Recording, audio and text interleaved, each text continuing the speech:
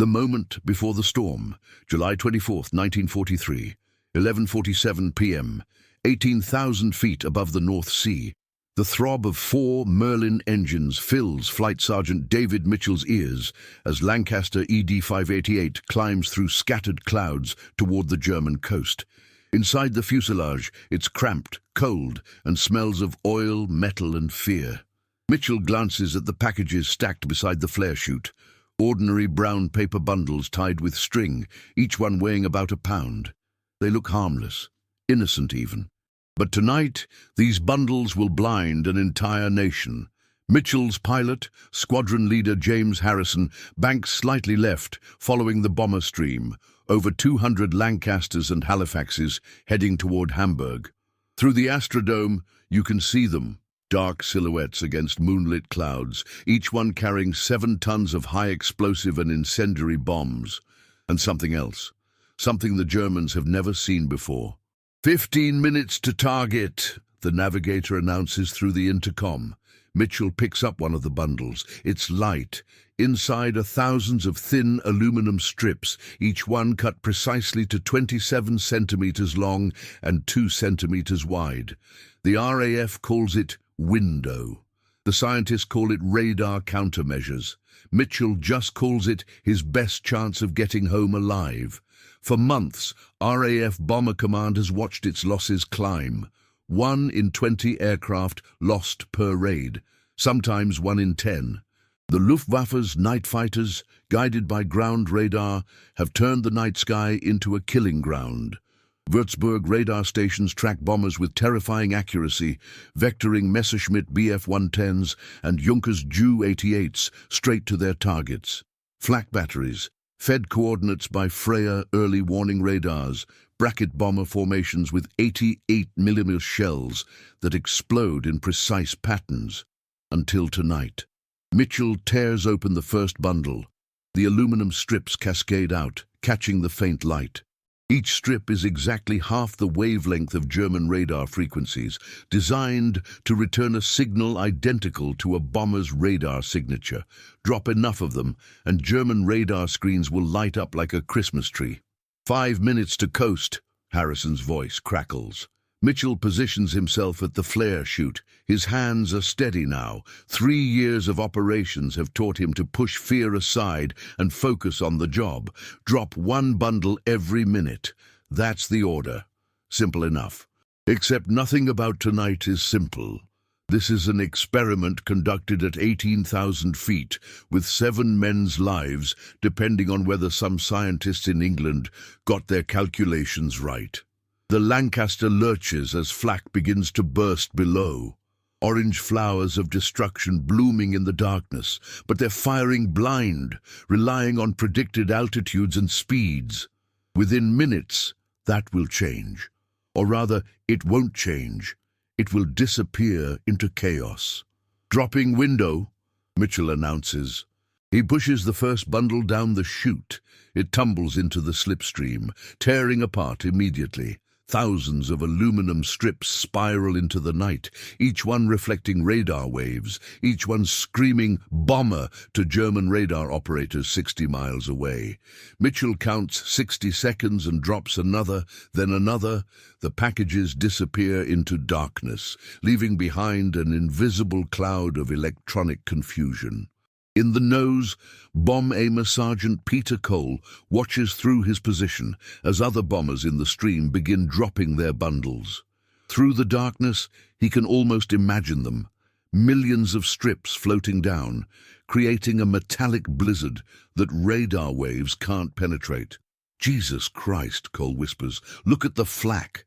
The barrage is intensifying, but something's wrong with it. The shells are exploding too high, too low, too far left. The precise, deadly accuracy that usually characterizes German anti-aircraft fire is missing. The gunners are firing at ghosts, at radar returns that multiply and dance across their screens, making it impossible to distinguish a half-ton strip of aluminum from a 7-ton Lancaster. Harrison keeps the bomber steady, maintaining formation as Hamburg appears ahead, a sprawl of lights that shouldn't be visible, but are, because the city's blackout has been compromised. The German defences, so efficient until this moment, are stumbling. Night fighters are being vectored to empty patches of sky. Searchlight batteries are groping blindly. Flak is throwing up a wall of steel, but it's a wall with no target. Mitchell drops another bundle, and another. Each one adds to the confusion, multiplying the electronic returns until German radar operators are staring at screens filled with hundreds, then thousands of impossible contacts. The secret that nearly stayed. Secret 18 months earlier, December 1941. Telecommunications Research Establishment, Malvern, England. Dr. Joan Curran sits at her laboratory bench, cutting aluminum foil into thin strips with a pair of scissors. It's tedious work, but the physicist's mind is elsewhere, calculating wavelengths and reflection coefficients. Beside her, strips of varying lengths are pinned to a board, each labeled with different radar frequencies. The concept isn't new. Scientists have known since the 1930s that metal strips could reflect radar waves. The Germans know it, the British know it, everyone knows it. But nobody's been willing to use it because using it means revealing the secret to your enemy. It's a mutual assured destruction scenario. Whoever deploys chaff first gives their opponent the same weapon. But Joan Curran sees something others have missed. It's not about who uses it first, it's about who uses it better. The strips must be precisely half the wavelength, she explains to her husband, Dr. Samuel Curran, who's reviewing her calculations. Too long, they won't resonate properly. Too short, same problem. But get it exactly right, and one strip produces the same radar return as a bomber. The mathematics are elegant. German Würzburg radars operate at 53 centimeters wavelength. Half that is 26.5 centimeters. Add a tolerance and you get 27 centimeters. Easy to cut, easy to mass produce. Freya early warning radars use 2.4-meter wavelengths, requiring strips 1.2 meters long. Still manageable. But there's a problem. A big one. Wing Commander Derek Jackson storms into the laboratory, his face flushed. He's just come from a meeting at Air Ministry headquarters, and he's furious. They're blocking it, he announces. The chiefs won't authorize deployment. They say if we use it, the Germans will use it against our own radar chain. Britain's survival depends on radar. The chain home stations that line the coast, detecting incoming Luftwaffe raids. The ground-controlled interception radars that guide night fighters. The anti-aircraft fire control systems. If Germany deploys chaff against these systems, Britain's defensive advantage evaporates. Lord Cherwell, Churchill's scientific advisor, has calculated the trade-off. Britain shoots down German bombers over Britain. Germany shoots down British bombers over Germany. Who benefits more from blinding both sides' radar? The Germans, Cherwell argues, because they're defending. Therefore, deploying window would be strategic suicide. Joan Curran continues cutting strips. They're wrong, she says quietly. What? The analysis is wrong. It assumes symmetry, but there is no symmetry. She holds up a strip, watching it catch the light. German bombers come here in formations of 50 or 100. Our bombers go there in formations of 300, 400, eventually 1,000. Who has more to gain from mass confusion? Us, and there's something else. She pulls out a chart showing RAF Bomber Command losses. The line climbs steadily through 1942. At current rates, Bomber Command will lose more aircraft than it can replace within 6 months. The Luftwaffe's night fighter force, guided by radar, is winning. We don't have a choice anymore, Joan says. Either we use window or we stop bombing Germany. Churchill's Gamble, June 15, 1943. Cabinet War Rooms, London. Prime Minister Winston Churchill stares at the loss figures. 96 bombers lost in 10 days during the Battle of the Ruhr. 4% losses per raid, climbing toward 5%. Simple mathematics shows this is unsustainable. At 6% losses, Bomber Command ceases to exist as an effective force.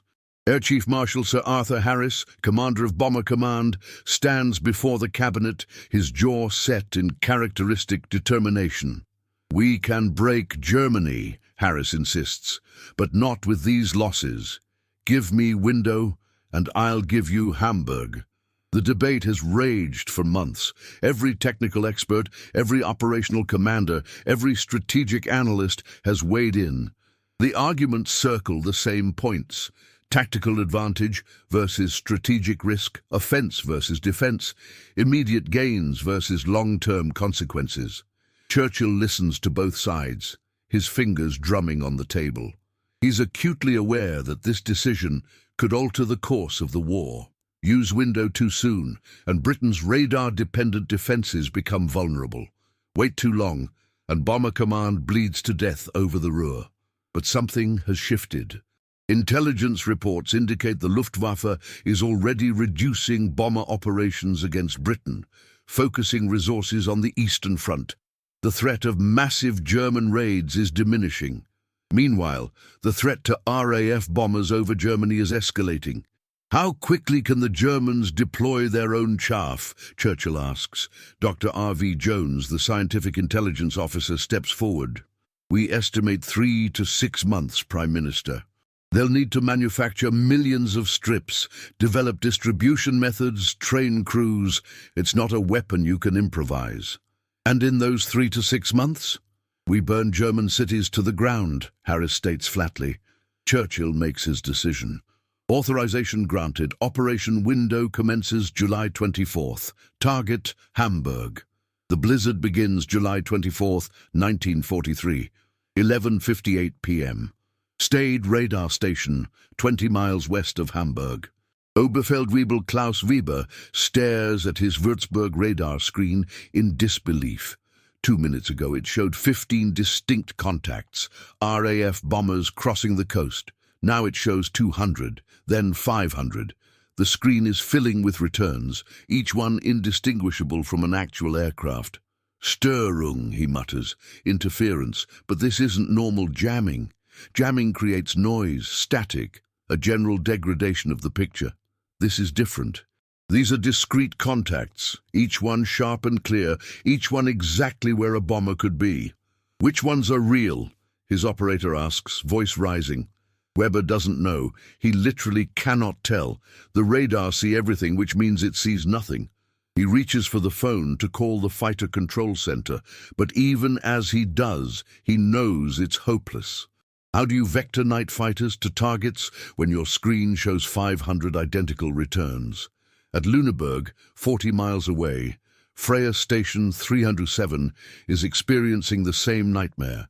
Hauptmann Friedrich Müller watches his long-range early warning display transform from an organized picture of the approaching bomber stream into a chaos of returns.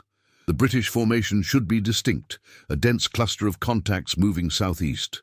Instead, his screen shows a diffuse cloud 30 kilometers wide, impossible to track with any precision. Fenster, someone says behind him. Window. The term spreads through the radar station like wildfire. The British have finally deployed the countermeasure every German radar operator has been warned about but hoped never to see. Müller grabs the phone. Jägerleitstelle, he barks. Fighter control. When the connection goes through, he hears chaos on the other end. Multiple controllers shouting, pilots demanding vectors, confusion compounding confusion. The entire defensive system, built over 3 years at enormous cost, refined through hundreds of engagements, is collapsing in real time.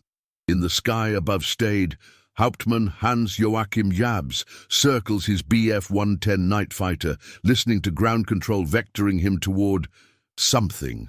Contact bearing 180, range 20 kilometers, altitude 5,000 meters, the controller says. Jabs turns toward the bearing, his radar operator scanning with the Liechtenstein airborne radar. Nothing, just nothing. The sky is full of bombers. They have to be here somewhere, but the radar shows only noise and scattered returns that vanish when approached. I have nothing, his radar operator reports. Too many returns. I can't filter them. Below, the first bombs begin falling on Hamburg. The city burns July 25th, 1943, 12:17 a.m. Hamburg, Germany. The first target indicators go down, brilliant red flares that mark the aiming point for the bomber stream. Pathfinder Force mosquitoes have dropped them with characteristic precision, and now the main force follows. High explosives first, blowing buildings apart and exposing their interiors. Then incendiaries, thousands upon thousands of 4-pound magnesium bombs that ignite everything flammable. From his Lancaster at 20,000 feet, Squadron Leader Harrison watches Hamburg begin to glow. Without effective flak or night fighters, the bomber stream can operate almost unopposed. Aircraft that would normally jink and weave to avoid predicted flak patterns now fly straight and level, improving bombing accuracy. Target markers are re-dropped when they drift, maintaining precision throughout the attack. In Hamburg's Osterbruck district, Frau Margareta Klein huddles in her cellar with her 2 children as the world explodes above. The building shakes with each impact. Blaster dust fills the air. The children cry, and she holds them close, wondering if the cellar will become their tomb. But tonight is only the beginning. Over the next week, Bomber Command will return 3 more times, each time dropping window by the ton, each time overwhelming German defenses with an invisible blizzard of aluminum strips.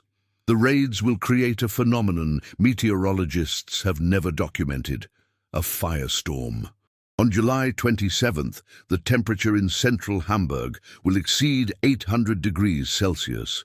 The firestorm will generate winds of 150 miles per hour, pulling air toward the burning center with such force that people running from the flames will be pulled backward into the inferno.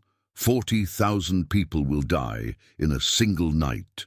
The German response, July 28, 1943. Luftwaffe headquarters, Berlin. Reichsmarshal Hermann Göring slams his fist on the conference table. How is this possible? How can the British blind our entire defensive system with strips of metal? The radar specialists shift uncomfortably. Nobody wants to admit that they saw this coming. The phenomenon of chaff has been known for years. German scientists tested it in 1942 and recommended immediate development. But just like the British, German leadership was paralyzed by the fear of mutual deployment. Now the British have made the first move, and Germany is paying the price. Can we counter it? Göring demands. The answer is complex. Yes, there are countermeasures, but they take time. Radar operators can be trained to look for patterns in the chaos. Real bombers move. Chaff falls. New radar frequencies can be developed that require different strip lengths, buying temporary advantage. Improved signal processing can distinguish moving targets from drifting aluminum, but all of this takes months. Hamburg is burning now. Major Hajo Hermann steps forward with a proposal. Wild sow, he says. Wild boar. If radar is useless, abandon radar. Send up single-engine fighters, FW-190s and BF-109s, to hunt visually over burning cities.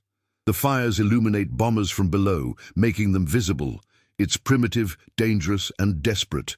But it's something. Within weeks, wild sow squadrons are operational.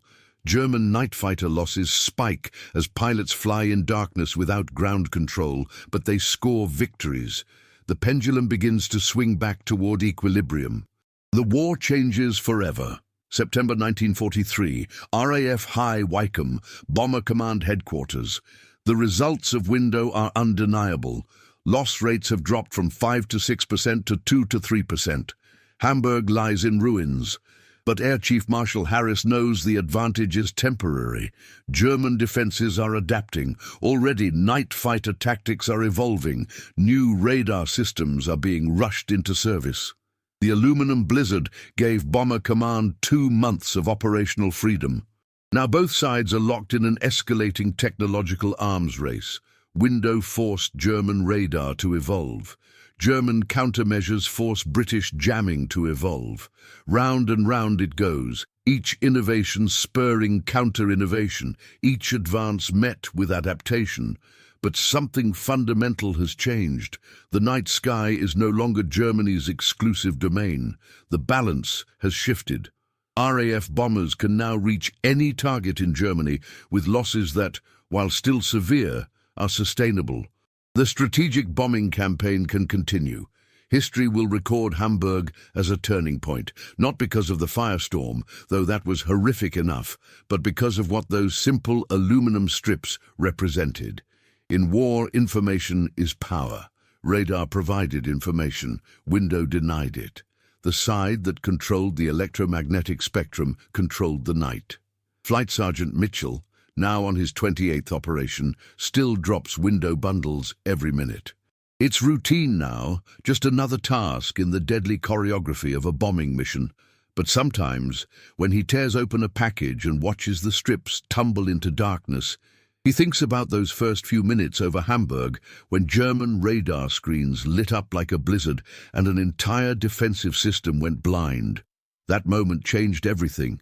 The invisible war, fought with radar waves and aluminum strips, with frequencies and countermeasures, would continue until the end of the conflict.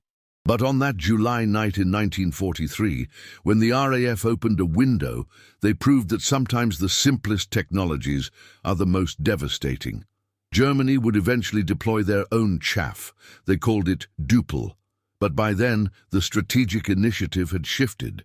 The blizzard had passed, but the storm it heralded would rage until Berlin itself lay in ruins.